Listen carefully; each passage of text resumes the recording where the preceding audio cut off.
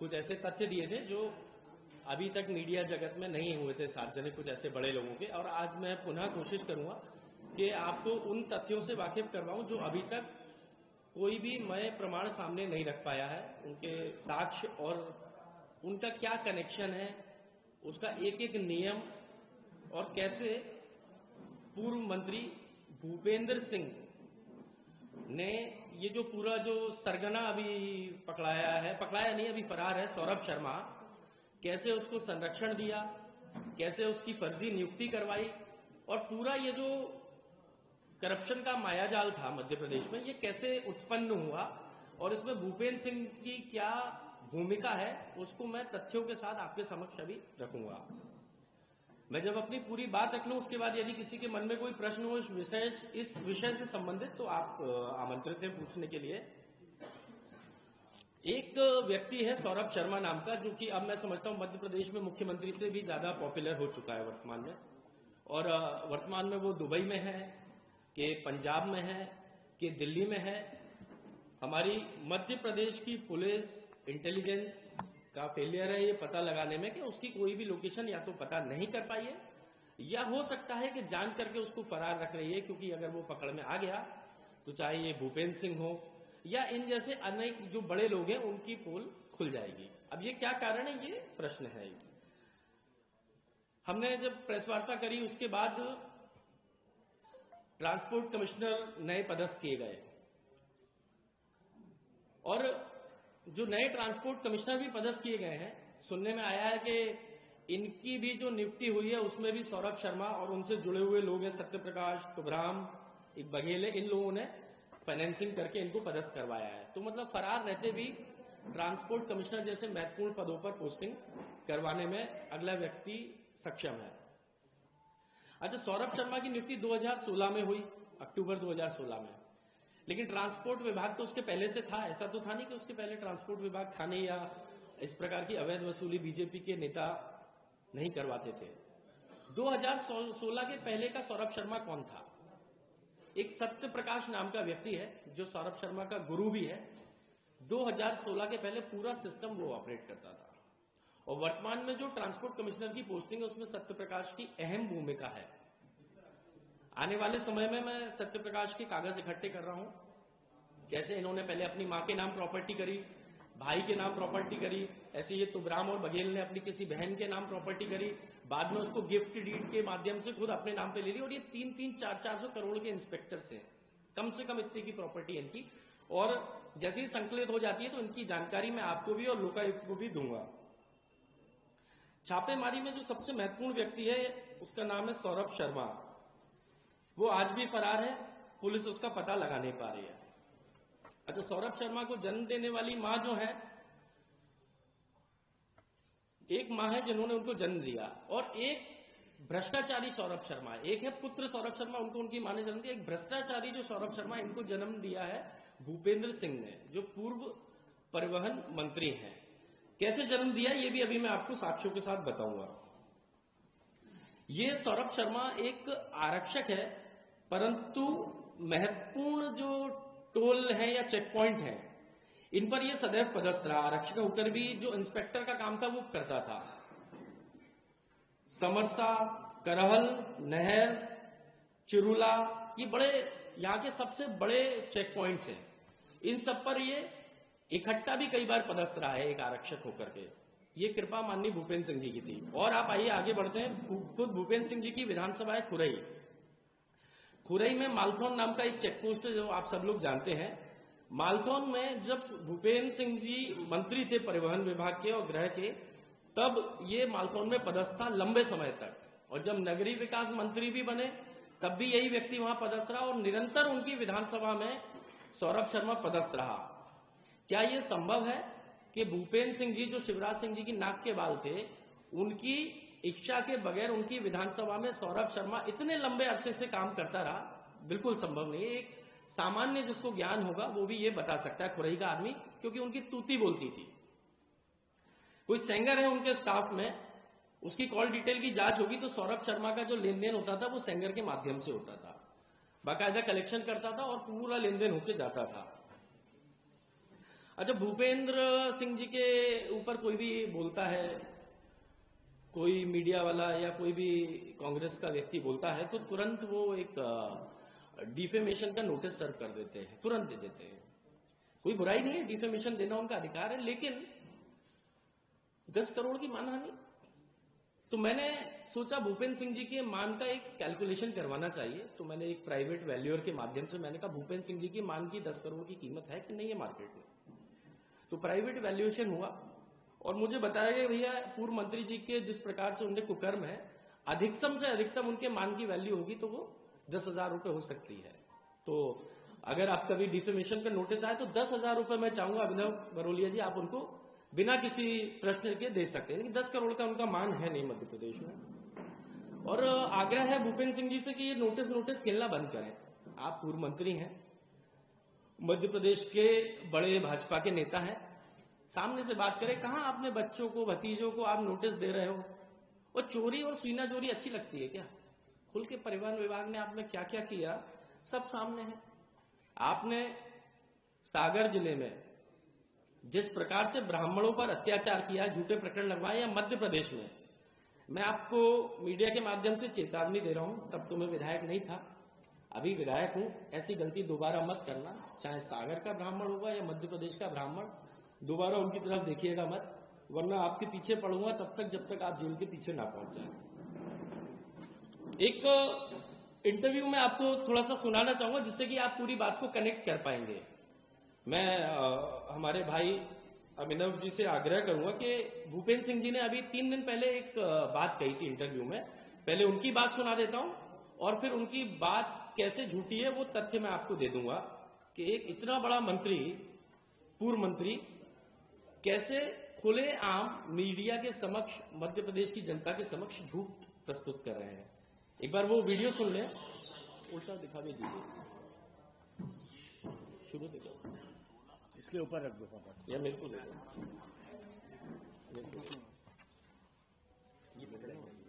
जहां तक सौरभ शर्मा की नियुक्ति का सवाल है, ये 2016 मैं 18 तक मंत्री था, तो 2016 अक्टूबर में जो मुझे जानकारी मिली है कि सौरभ शर्मा की नियुक्ति हुई। जहां तक नियुक्ति का सवाल है, तो पहली चीज तो ये है कि आरक्षक की नियुक्ति का मंत्री से कोई संबंध नहीं होता, क्योंकि इसका नियुक्ति का अधिकार जो होता है वो ट्रांसपोर्ट कमिश्नर को होता है, मंत्री को नियुक्ति का अधिकार नहीं होता। इसलिए सौरभ शर्मा की नियुक्ति से दूर दूर तक भी मेरा कहीं कोई संबंध होने का सवाल ही नहीं उठता था, ना मुझे अधिकार था। कोई एक कागज ऐसा बता दे, कोई एक ऐसा पत्र बता दे, कोई मेरी नोटशीट बता दे जिसमें मैंने ये लिखा हो कि सौरभ शर्मा की नियुक्ति दी जाए। तो सौरभ शर्मा, भूपेंद्र सिंह जी ने 2 बातें कही मूलतः इसमें।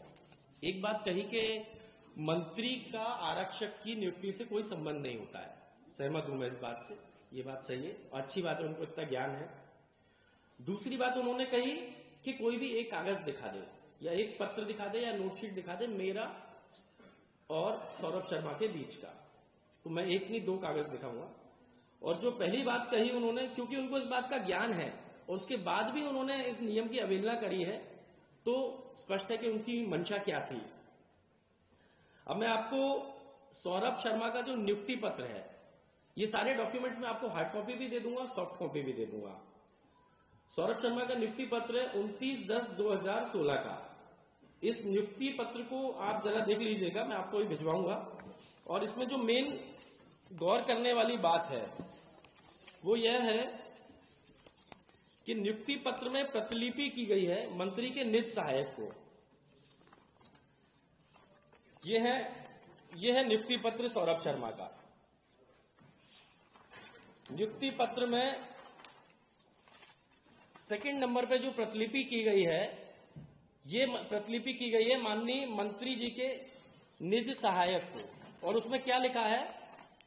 उसमें लिखा हुआ है निज सहायक माननीय परिवहन मंत्री जी की नोटशीट क्रमांक 14/9/2016 के संदर्भ में सूचनार्थ। मैं तो अपने पत्रकार भाइयों से पूछना चाहता हूं, आज तक आपने कोई भी ऐसा नियुक्ति पत्र देखा हो तो मुझे दीजिएगा जिसमें सूचना के साथ मंत्री की नोटशीट का हवाला हो। कोई भी नियुक्ति पत्र आपने देखा हो तो मुझे प्लीज दीजिएगा। इससे स्पष्ट है कि नियुक्ति पत्र में भी बता रहे हैं कि आपकी जो एक नोटशीट थी उसका जिक्र है और उसके दबाव में हमने नियुक्ति करी और हम आपको सूचना दे रहे हैं। अब आगे बढ़ते हैं। अब आते हैं मंत्री जी जो दूसरी बात कह रहे थे कि मेरा कोई भी सौरभ शर्मा से ताल्लुकात नहीं है, कोई भी एक पत्र ऐसा दिखा दो। तो एक कागज दिखा दिया, अब मैं दूसरा दिखा रहा हूं, ये सबसे महत्वपूर्ण है। दूसरा कागज है, यह है माननीय भूपेंद्र सिंह जी के हस्ताक्षर के उनकी खुद की नोटशीट। ये नोटशीट भी मैं आपको उपलब्ध करवाऊंगा। इसमें माननीय पूर्व मंत्री जी का साइन है और सिग्नेचर के साथ माननीय मंत्री जी लिख रहे हैं। इसमें माननीय मंत्री जी लिख रहे हैं, अपनी खुद की नोटशीट में हस्ताक्षर करके लिख रहे हैं, श्री सौरभ शर्मा ने अनुकंपा नियुक्ति प्रदान किए जाने हेतु अनुरोध किया है। श्री शर्मा को अनुकंपा नियुक्ति प्रदान किए जाने का प्रकरण कलेक्टर जिला ग्वालियर द्वारा पत्र क्रमांक फलाना फलाना दिनांक 12/8/2016 के माध्यम से आपको प्रेषित किया। अतः श्री सौरभ शर्मा को अनुकंपा नियुक्ति प्रदान किए जाने संबंधी प्रकरण अपने अभिमत सहित प्रस्तुत करें। ये मंत्री ने नोटशीट, पहले तो मंत्री जी ने झूठ क्यों बोला? मंत्री जी ने बोला कि कोई भी एक कागज ऐसा दिखा दे जहां उनका सौरभ शर्मा का कोई ताल्लुकात नहीं। मंत्री जी जब ये खुद बोल रहे हैं कि नियम ये कहता है कि आरक्षक की भर्ती में मंत्री का कोई हस्तक्षेप नहीं है, तो ये आरक्षक की भर्ती के लिए मंत्री अभिमत क्यों मांग रहे हैं जब नियम विरुद्ध खुद ही उस नियम को बता रहे हैं और खुद ही नियम को तोड़ रहे हैं? अब इससे भी महत्वपूर्ण बात कि क्यों मंत्री जी डायरेक्ट इसमें इन्वॉल्व थे, ये मैं आपको बता देता हूं। इसमें जिस कलेक्टर के पत्र का हवाला दिया है 12/8/2016 का एक कलेक्टर का पत्र है।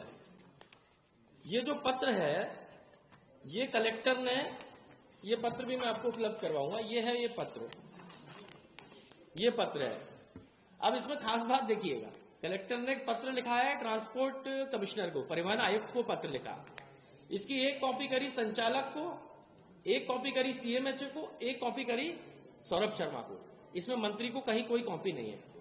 लेकिन माननीय मंत्री जी की सौरभ शर्मा के प्रति चिंता इतनी थी कि उन्होंने इस पत्र का स्वतः संज्ञान ले लिया। कलेक्टर ने मंत्री को बोला ही नहीं है।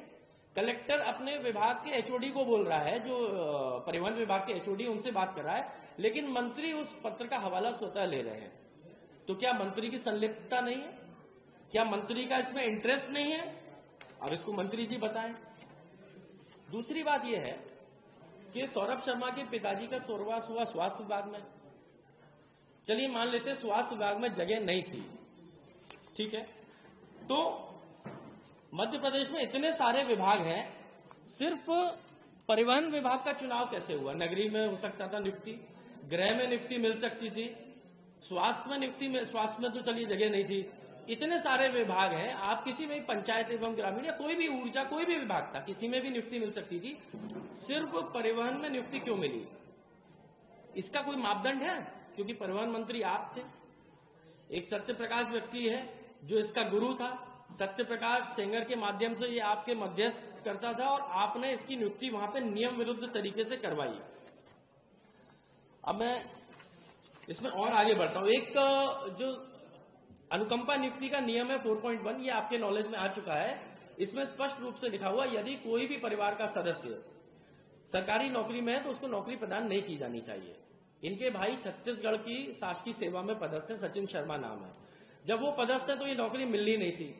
अब वो कहेंगे, सरकार कहेगी इनने तो हलफनामा दिया था, एफिडेविट दिया, लेकिन उस हलफनामे की जांच करना एचओडी और विभाग का कर्तव्य है। उसका भी नियम चाहेंगे मैं आपको बता दूंगा। ऐसा नहीं है कि हलफनामा दिया और उस हलफनामा के आधार पे आप किसी पाकिस्तान के व्यक्ति को भी नौकरी दे दोगे, बोले वो तो हलफनामा दिया, ऐसा थोड़ी होता। फिर आप काहे पढ़े लिखे तनख्वाह खा रहे हो? तो इन लोगों ने हलफनामा जानबूझ के झूठा लिया और सुनियोजित तरीके से उसको नौकरी प्रदान की गई। इसके बाद एक नियम और है, इसी में 8.1 सितंबर 2014 की अनुकंपा नियुक्ति की गाइडलाइंस है और 8.1 स्पष्ट रूप से यह कहता है कि यदि विभाग में जगह नहीं है, मान लीजिए स्वास्थ्य विभाग में स्वर्गवास हुआ है पिताजी का और स्वास्थ्य विभाग में जगह नहीं है, तो ऐसी स्थिति में क्या करना चाहिए? उसका नियम यह है कि आप विभाग को अवगत करवाएंगे और संबंधित व्यक्ति को अवगत करवाएंगे और उसके बाद उसको कॉन्ट्रैक्चुअल नियुक्ति देंगे, परमानेंट नियुक्ति नहीं देंगे, कॉन्ट्रैक्चुअल नियुक्ति देंगे और संविदा शिक्षक के रूप में भर्ती करेंगे जब तक पद वहां पे क्रिएट या रिक्त नहीं हो जाता।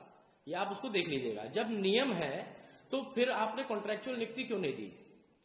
और कॉन्ट्रेक्चुअल नियुक्ति दे देते तो ये जो सोने के बिस्कुट है, आज ये मध्य प्रदेश में बिस्किट सामने नहीं आते, मध्य प्रदेश की बदनामी होने से बच जाती। ये वो पूरी नियमावली है, ये मैं आपको व्हाट्सएप पे और अपने ग्रुप के माध्यम से उपलब्ध करवा दूंगा।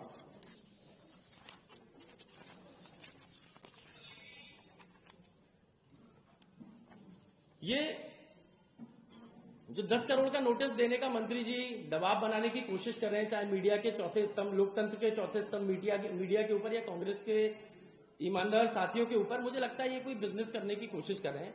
क्योंकि पहले इनको 10-10 करोड़ रुपए हो सकता है कहीं से मिल जाते होंगे, लेकिन अब 10 करोड़ रुपए देने वाले लोग हैं, या तो ये इनने कोई ऐसी फर्जी नियुक्ति दिलवाई हो तो भाई वो व्यक्ति 10 करोड़ दे सकता है। अब हम वर्तमान में इनको 10,000 से ज्यादा नहीं दे सकते। अब मैं मांग करूंगा लोकायुक्त से लिख करके भी और आप लोगों के माध्यम से कि इस प्रकरण का संज्ञान लेना चाहिए।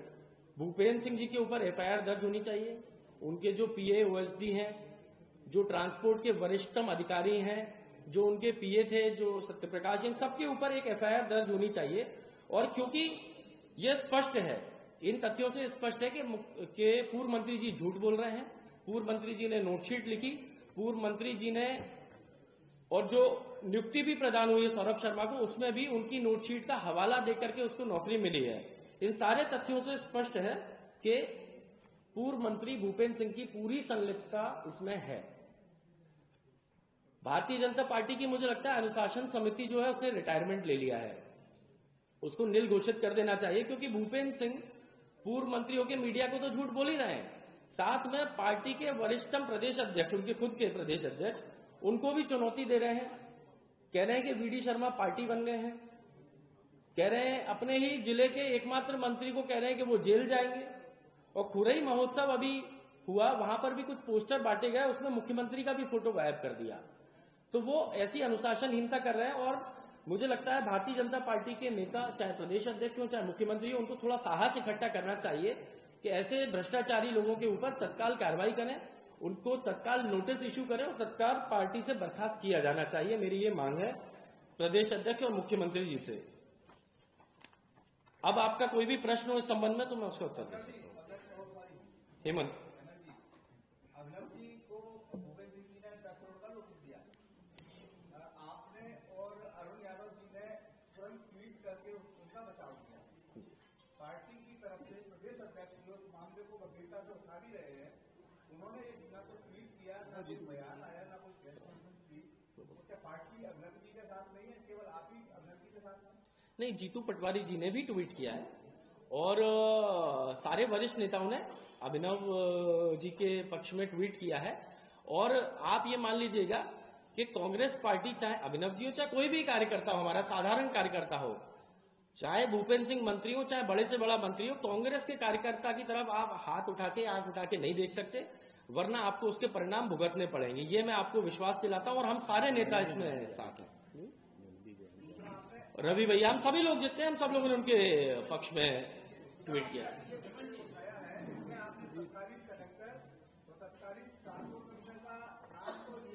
आपका एक सवाल हो गया ना, प्लीज दूसरों को पूछो, दूसरों को पूछो, नहीं दूसरों को। ठीक है, आप कर लीजिए विनोद जी, कर लीजिए।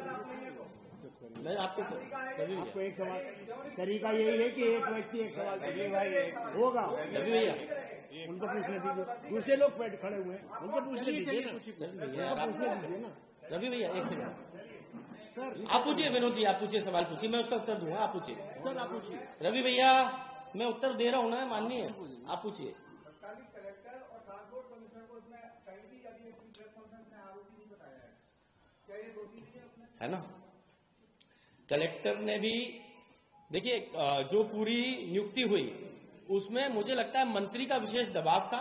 फिर चाहे ट्रांसपोर्ट कमिश्नर हो, श्रीवास्तव जी हो, चाहे उस समय जो भी कलेक्टर थे, मुझे नाम नहीं पता, उन सबकी भूमिका थी। कैसे उन्होंने 8.1 जो नियम है उसकी अवहेलना करी और कैसे उन्होंने उसको संविदा नियुक्ति न दे करके परमानेंट नियुक्ति दी और विभाग का भी चुनाव उन्होंने खुद ही कर लिया। क्यों भाई, परिवहन विभाग होगा, कोई भी विभाग हो सकता था। तो इसमें कलेक्टर भी दोषी हैं, ट्रांसपोर्ट कमिश्नर भी दोषी हैं। ट्रांसपोर्ट कमिश्नर के जो पीए थे उस समय, वो भी दोषी है। और मुझे लगता है ये सारा सिस्टम जो इन सबके ऊपर एफआईआर होगी तो सच का खुलासा होगा। और मुख्य दबाव इसमें पूर्व मंत्री भूपेंद्र सिंह जी का था। जी जी प्लीज।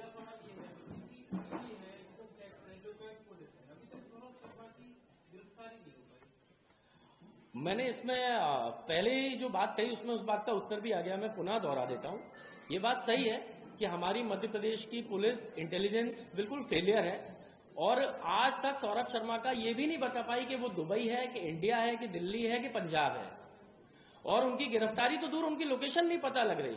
तो दो चीजें हो सकती हैं, या तो ये मध्य प्रदेश पुलिस का फेलियर है, स्वीकार करे मध्य प्रदेश पुलिस सामने आकर के, और या फिर ये भूपेंद्र सिंह जी जैसे बड़े बड़े जो नेता हैं कहीं उनकी पोल ना खुल जाए सौरभ शर्मा की गिरफ्तारी के बाद तो उनका संरक्षण में ये लोग फरार हैं। जो भी चीजें उसको स्पष्ट होना चाहिए। मेरा आरोप है कि मध्य प्रदेश पुलिस की नाकामयाबी इस हद तक नहीं जाए कि देश में बदनाम हो जाए। एक मामूली से आरक्षक को आप तुरंत पकड़ करके सामने कीजिए और उसका तो नार्को टेस्ट करवाइए। कौन कौन लोग थे ये, उसके बिस्किट नहीं है। जी सुशांत जी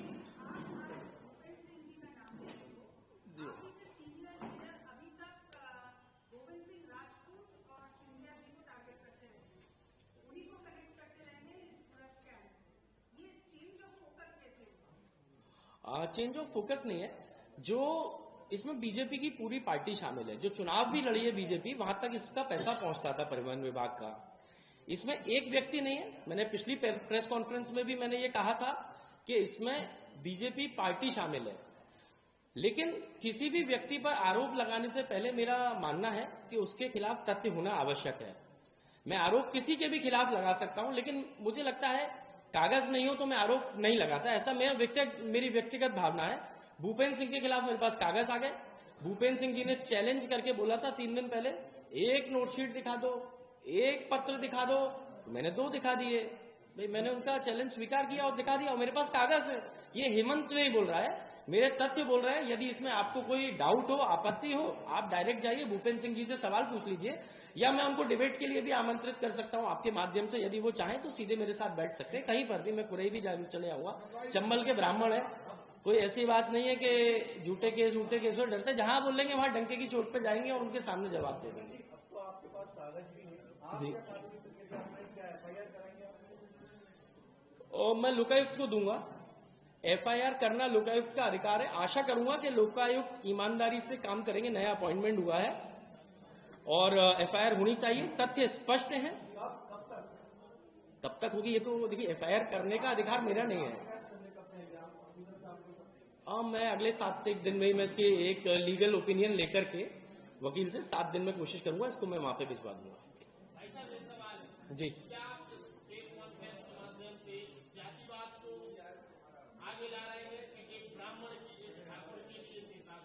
नहीं क्या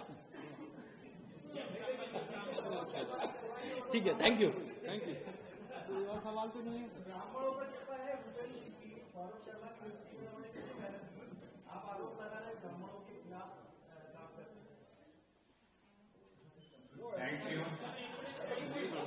राजेंद्र सेंगर बीच में कोई था जी। देखिए, सौरभ शर्मा पहले प्राइवेट तौर पे नाकू पे वसूली करता था। उसका टैलेंट देख लिया भूपेंद्र सिंह जी ने, बोले यार ये तो बड़ा टैलेंटेड आदमी है भाई, ये क्या कर रहा है, इतने छोटे सी वसूली कर रहा है, इसको तो बड़े स्तर पे लाना चाहिए। कोई सत्य प्रकाश है, उनने उस टैलेंट को लेकर के भूपेंद्र सिंह जी से मिलवाया। तो उस टैलेंट को निखार लाने के लिए भूपेंद्र सिंह जी ने बोला यार तू विभाग के अंदर आ, मैं मंत्री हूं, तेरे को नियुक्ति देंगे। फर्जी तरीके से नियुक्ति दी। फिर उसको जो एक इंस्पेक्टर रैंक के व्यक्ति को प्रभारी बनाना चाहिए उस लेवल का प्रभार दिया, 3-3, 4-4 महत्वपूर्ण टेक्स्ट पोस्टों का। उसके बाद अपनी विधानसभा में ले गए। उन्होंने बोला मेरी विधानसभा में आज तक कोई ऐसी वसूली नहीं कर पाया। फिर उसको मालथॉन में पोस्ट किया। 10 साल उसने वहां वसूली करी, 10 साल वहां पे उगाई करी। भूपेंद्र सिंह जी को कैसे वो दिल्ली में जाते हैं, कैसे महंगे महंगे कपड़े उनके बताते हैं, कपड़े भी वहां प्रेस होने जाते हैं, किस मॉल में शॉपिंगें होती हैं। माननीय भूपेंद्र सिंह जी भूल गए होंगे तो मैं बता दूंगा किस किस मॉल में लाखों की कहां पे शॉपिंग होती है, वो सब भी बता देंगे। और इसलिए भूपेंद्र सिंह जी ने सौरभ शर्मा का टैलेंट देखते हुए उसको ऊपर लेके आए, फर्जी नियुक्ति करी और आज उसका टैलेंट पूरा देश देख रहा है। जी